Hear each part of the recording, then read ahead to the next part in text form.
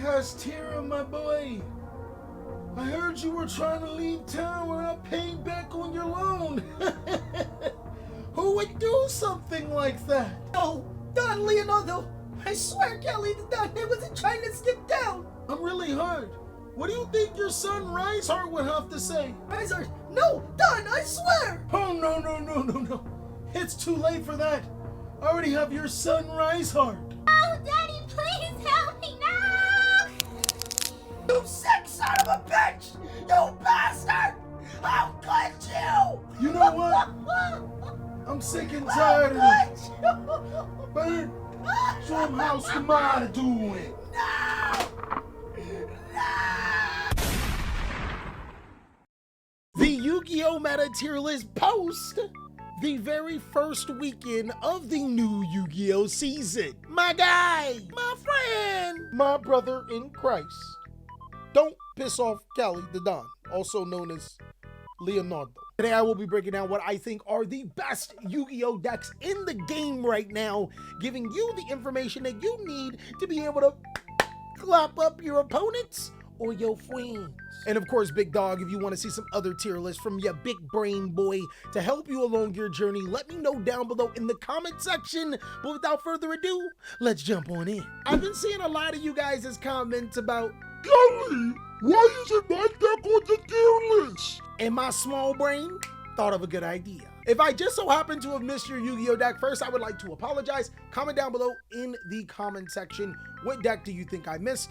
I will try to respond to as many of you guys as possible, letting you know where I think of the rank, and I'll even consider it and including it in the next tier list. Capiche? All you gotta do is like and subscribe. So the criteria for this tier list is simple, my friend. I will be rating these particular decks based on how powerful they are, and with my bevy of experience post Soul Burning Volcano, it's gonna be pretty easy. I'm also going to take the time out to acknowledge where I was wrong on the last tier list, as well as make some more bold takes, because the meta still isn't defined just yet. Off the top, big dog, I've already talked about these particular decks. I think they're the most powerful decks in the entire game, and if you want to see a video of me talking about them, go ahead. My guy, it's been almost a year. Castor is one of the best decks in the game. Unfortunately, its status as one of the top decks has not dropped yet. But the ban list is coming, and there are new decks in down. Castor, this meta ain't big enough for both of us. Quadruple! And the big reason why I say that is because Castor is not the best deck in Yu-Gi-Oh! Anymore. That's right, guys, Castor is not the best deck. I would say hands down, right now, the best deck in the entire game right now is Pearly. This deck is so cute, cuddly, and adorable, it is easily the best deck. Pearly was already doing the late night clap cheek thing on Castor before the new support in Duelist Nexus, and I gotta tell you, the new support is insane. My guy, that E Pearly Noir, it makes that sleepy memory real sleepy for the enemy.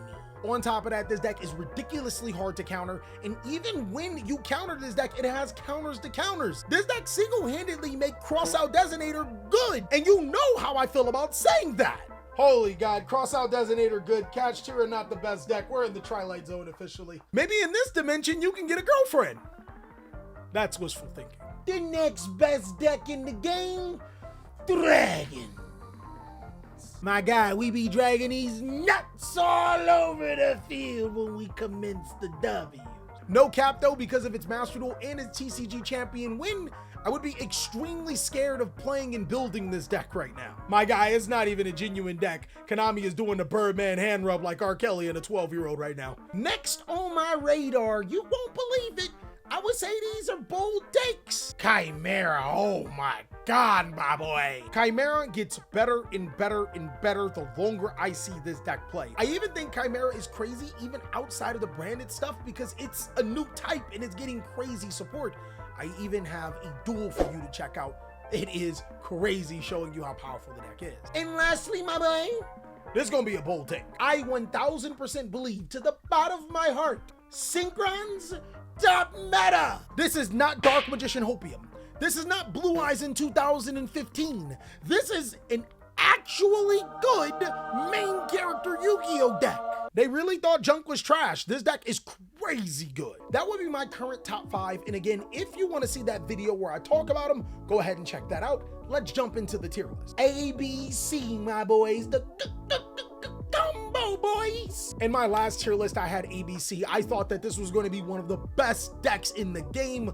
Unfortunately, things change. Players are using cards like Book of Moon and Book of Eclipse like crazy, and they're also playing Droll and Logbird to the max. Combined with ABC's inconsistency issues, I would say back into the drawing board. I ain't gonna cap though, my particular deck, you might want to check that out because I destroyed Revolution Synchron, even though there's a better Revolution Synchron deck right now. I think an ABC enthusiast can definitely get far with this deck, but when it comes to ease of access, I would 100% say it's experimental right now. Poltergeist. You know, one thing I've noticed about some of the better decks in the game, nobody's prepared for evenly matched. Also, if you're trying to destroy this deck's back row, it can play Secret Village of the Spellcasters. Those are two qualities I really like about Poltergeist. I'm gonna say this deck has mad potential. Again, this is another one of the decks that I hooked you up with, big dog. Go ahead and check out that video too. I'm just gonna start leaving them all down in the below in the links. I actually think that it's really cool that I cooked so many decks for you guys, especially with that Poltergeist model is right around the corner. Doesn't have a tail, Kelly. It doesn't have a tail. Chill out. It doesn't have a tail. Holy crap. Something else with a tail needs to be in this set. Battling Boxers, my boy. Boom, boom. I swear to God, my guy, you may not win a lot of games with this deck, but you're fighting off your demons, and that's the only thing that matters, right? Battling Boxers is a pure Yu-Gi-Oh deck. I said this on my Rogue tier list. I don't think it is amazing right now. I'm gonna say it's a real challenge. The good thing about Battling Boxers, though, is that Battling Boxer uppercut dude, holy, that guy actually adds Fire Warriors. They even have an Exceed monster that do it too. Infernal propaganda, I'm telling you right now, that's good for that. I think there's a future with Battling Boxers, especially the way Konami has been handling fire support. This deck could be a lot better, but when your best card is Flame Veil Counter, it's not a Battling Boxer card, we got problems. I don't want to say it's your best card, but it's definitely your best form of interruption. Branded, my boys, without the Chimera engine, I still think it's really good. Now, some people may argue with me that Branded is the better deck. Branded pure. my guy, let's be real. We've talked about this before. The only thing you guys have ever had is the gimmick puppet lock. Be real. Now, I could be 100% wrong in pissing off branded players, so let me know down below in the comment section, what is the superior build? But I genuinely think that the Chimera build's a little bit better just because of the way it can discard cards out of your opponent's hand and make Guardian Chimera really, really easy, though this one is still a solid deck that you can play and be really successful with. Something else that you guys can be extremely successful with is Dark World. Welcome to the Dark World. We have cookies. TJ definitely taught me a lot about Dark World, and even with the new support, it gets even stronger. One thing I will say is that players actually started playing Dark World and taking a shower. That'd be a win. Come on, guys. We probably know neither of those are going to happen, especially with cards like Droll and Logbird.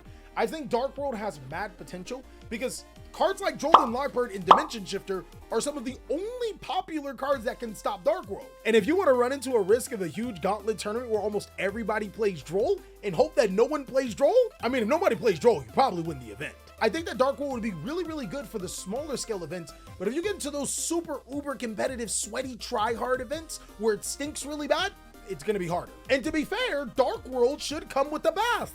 Dark World players take baths. You'll be gentlemen players after hand looping. Ironically, I think Fluundereese is one of the better decks in the game.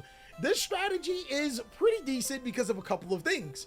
One being Dimension Shifter, the other being Dimension Shifter. Dimension Shifter actually has so much power over a lot of the decks in Yu-Gi-Oh! And Fluundereese Impin could be a card that say, hey, check yourself, fool, put them things in defense. At least enough to buy you time, and it's a deck that can play around cards like Nibiru, which is really, really popular. Donner Mommer, my guy. I'm not cheating on Donner Mommer, guys. First of all, I have a waifu card in every single Yu-Gi-Oh! Set. I deserve it. And according to my calculations, my friend, Donner is still mommer. I would 100% say that this deck is struggling just a tad bit, but there's still a ton of potential. Everybody loves drawing 8 cards. Come on now. I would say the runic strategy is no slouch whatsoever, especially with its new runic fusion monster. But the problem with this particular strategy is that a lot of players are playing Cosmic Cyclone, and that's one of this deck's biggest enemies. I mean, look at it. Cosmic Cyclone is good against Pearly. It's good against Cash. It's good against Bestials. It's good against Branded. You should probably start playing. Now, my big boys, Gold Pride Punk. I actually really like Gold Pride Punk for a couple of reasons. This deck eats Nibiru, seriously. My guy, most of the time when you want to Nibiru this deck, it don't even matter. It can set up Galaxy Eyes Photon to be able to negate the Nibiru, and one too many times I've Nibiru top deck TJ, and he's like, oh, well, I ain't normal summon, so let's just go to the real combo. Ah! On top of that, seeing that you've probably already paid the price for your Punk cards, all of your Gold Pride cards are live. I would say, though, this deck's biggest weakness, the book cards. I like the Adamantipator Synchro, but this deck can't consistently make a spell trap negate. I'm gonna put it in mad potential. Infernobles. This is where I tell you I have to eat crow twice. In my rogue tier list, I corrected this, but let me tell you again, for some strange reason, I said that this deck was a tier 1 deck. My God, look, everyone's on Copium on some point in time. Now, I know J. Cole said it famously, fool me one time, shame on you. Fool me twice, can't put the blame on you. But this is the 3rd time that I said Noble Knights were a tier 1 deck, and this is the 3rd time. I'll just go get the chopper right now. Fool me 3 times! The B-side, I got the chopper! I still like the Battling Boxer support that Infernobles got, but I'm gonna say that this deck is experimental. My biggest beefs with this deck. Yes, it creates really good boards, but its extra deck flexibility, not too good. Also, some of the better combo decks, looking at you, in the game are fairly hard to hand trap. This one, it's a little bit easier. Please guys, for the love of combo decks, understand that this one's kind of like, it's really hard. There are 2 different types of Labyrinth players. There are players that say, Mummy Milkers. Those are the secretly amazing Labyrinth players. Then there's the Labyrinth players that actually atop events. Damn. I think the best version of Labyrinth is the furniture build that requires way bigger brain and patience that I want to give up. Every time I see -2 cards from my hand, I have PTSD flashbacks of old school Yu-Gi-Oh! It's a -2! And that's probably why I've never had anything above local success with Labyrinth, but then again, I've never played it at a bigger event. So hey, I could actually be a Mommy Milker's top guy. Pause. Well, I guess it's better than being a Daddy Dilf bottom guy. Now, here is an incredibly hot take. I actually do have a game showing you how powerful Manadium can be. I'm gonna say experimental. Manadium is not a great deck. I have a couple of beefs with Manadium. The first thing is that any one hand trap could potentially end its turn. It is incredibly frustrating to realize that Ash Blossoms, Effect Veilers, Imperms, those can end a lot of your opening hand's turns. The deck is way more susceptible to bricking, but if you need icing on the cake for me to convince you, the deck gets in its own self's way. Resolving most hand traps in the game for Manadium turns off your Manadium plays because of Calarium. That actually happened to me, and once I realized that, Bro, I'm not saying it's a bad deck. I'm just saying it takes a bigger player than me, my guy. Marincess is awkwardly a pretty good deck. Now, I know I put it in experimental, and to be honest, experimental is not a bad category. Let's get that through your brains. You can think experimental closer to takes a really good pilot or a person that can innovate the build because it does have its flaws. Marincess's flaws? Going second. When you compare Marincess to some of these other decks in the game, it is completely terrible at going second. Almost as terrible as me remembering birthdays. By the way, happy birthday, little sister. I know it was on the 4th, but you know, I just remembered. Ah, yes, it took me this long to remember my little sister's birthday was over a week ago. I'm such a good big brother. After talking to the Marincess God and Ollie, I do think that cards like Triple Tactic Stress helps the deck a lot when going second, but now you need to rely on drawing set card to be able to pop off. Rescue Ace, my boy. I'm in danger. I'm not gonna lie, big dog. The reason why I like Rescue Ace now is because it reminded me of my childhood when my mama left me in front of a fire station. See, I had a beef because when I got left in front of the fire station, them boys yeeted me right back. I even wanted to be a fire engine when I grew up. I was really gonna help the cause. Overall though, for competitive fortitude, I think Rescue Ace is a lot better than what players are going to give it credit. At first sight, Rescue Ace seems like a small brain Yu-Gi-Oh deck that requires very little interaction. But when you start big cooking with the deck, like big cooking, like those times you walk up to a table and just on a deck. Don't do that on the dining table. That's disgusting, by the way.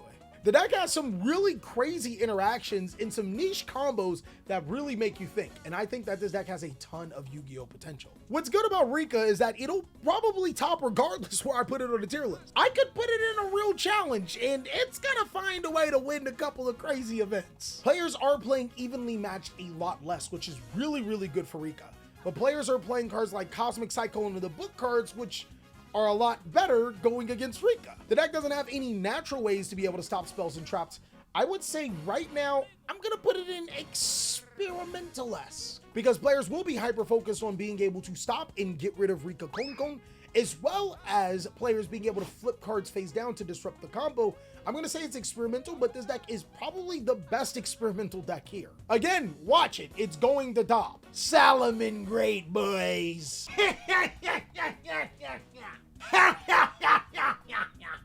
Salomon Great, best deck. Let's go. My boys are back. And I even have a duel to prove that this is a really good Yu-Gi-Oh deck. Bro, look, I ain't gonna cap. Cope, hope, and maybe a little bit of dopium here. But hear me out before you dismiss me, my friend. Salomon Great is a link deck that now has Salomon Great Tiger to be able to dodge cards like the book card. It also plays a ton of hand traps, can play floodgates, and can protect its floodgate through Salomon Great Roar, which is now searchable because of Salomon Great Raging Phoenix. Now we already know the prime inboard for Salomon Great is a Nibiru token, but let's be real, my guy, if you have not seen my live duel with this deck where I did get Nibiru'd and still showed you how powerful the deck can be, you're not living. It's really good. I'm standing by it. It's same level. These decks, what's the difference? Can't spot it. Sprite's actually really good at dodging hand traps and can pretty much dodge the book cards. I do like a little stutter because of Sprite Starter being at 2, but I mean, this deck has consistently been able to show you that it's good. Ironically, Sword Soul is similar to Salomon Great, except it can't necessarily search its protection to be able to stop a floodgate. And Nibiru the Primal Being actually hurts Sword Soul a little bit more, as well as being able to Book of Moon your monsters. I would say that Sword Soul is in the experimental mode. Even the best boards that you can make, which would be Sinister Sovereign Wong Yuan, which Shishao can easily be handled. And if you make a Baron de Flor going first, you probably have to because of Nibiru and the book cards, but you're still down bad. Don't worry, my brothers. I will still carry the mantle for us Sword Soul players. I'm not giving up. Tearlament, my boy. Bro, Tearlament isn't experimental. It's a deck that has ridiculous potential. My guy, if you read the Tearlament cards, like seriously, read them. They say they fuse when they go to the graveyard. The new support from Duelist Nexus for Tearlament, the secret support, is outstanding. Revolution, Synchron, and Visas Amarantera is crazy good for this deck. I think it has mad potential. It can possibly even break into the really good to maybe even the best available. It's crazy how good this deck is. And no, guys, before we get into trap tricks, those things on my shorts were not mine. They were actually Bird's. Sabrina, you know her. Bird! She's gonna be here soon. They're not mine at all. Bird! She's not coming. In all seriousness, I am going to say trap tricks are an experimental. Trap tricks' biggest problem is that these decks can play around those trap hole cards really easy, and they can summon huge chunky boys to the side of the field, something that trap tricks is notoriously bad at dealing with. I would say though, in a budget tier list, trap tricks will be a little bit higher as it is giving you really good bang for your buck, but in a competitive sense, it's gonna be harder to play. Unchained's crazy. My guys, I don't think you know, Unchained genuinely is that guy. When you look at the Unchained cards, you're like, oh, okay, that's cool. And then you start actually playing the Unchained deck and you're like, hey, wait, oh, time out. This deck breaks boards. It does like everything. Its genuinely only weakness is a Rise Hard Pass, and that's going away. One of Unchained's biggest fears is evenly matched, and since players are playing it less, I'm not saying they're not playing it, I'm saying that they're playing it less. This is a solid choice Yu-Gi-Oh deck that can play through multiple interruptions, break boards, as well as make some really scary ones. You just gotta watch out for that rock. Volcanics, my guys. At least they got support. The biggest problem with Volcanics is that its search spell card does not exist yet. Also, this deck's best boards is like 2 disruptions. Its OTK/FTK boards are 3-card combos that can be stopped by any hand trap. By the way, did I mention most players play hand traps? And lastly, the strategy that I've been struggling to put on every single tier list. This strategy is either Golly, you forgot about this deck! or Golly, it's not supposed to be on this tier list. can I catch a break? Vanquish Soul easily is one of the best decks in the entire room. I have no idea how this deck keeps finding a way to top like Labyrinth, but it genuinely does. Vanquish Soul is that deck that just won't stop fighting for its life because it is literally carrying Wild Survivors right now. Check back with me in 6 months to tell me how Nuval and Dinos are doing. On top of that, keep in mind that this deck only gets stronger with more support. I'm really excited to see how Yu-Gi-Oh is going to unfold and what I got right on this particular tier list, as well as what I got ridiculously wrong. And that's all that I have for this tier list. Let me know, what do you think? I want you guys to embarrass yourself too. Post your bold takes down below. Let me know about some strategies that I missed, but also let me know why we too strong in the house. My Shadow Gang, stay subscribed. That's actually how you join the Shadow Gang. Of course, big dog, if you want to see more amazing videos, you already know what to do. Be sure to check out these other ones. So I'll catch you on the next one.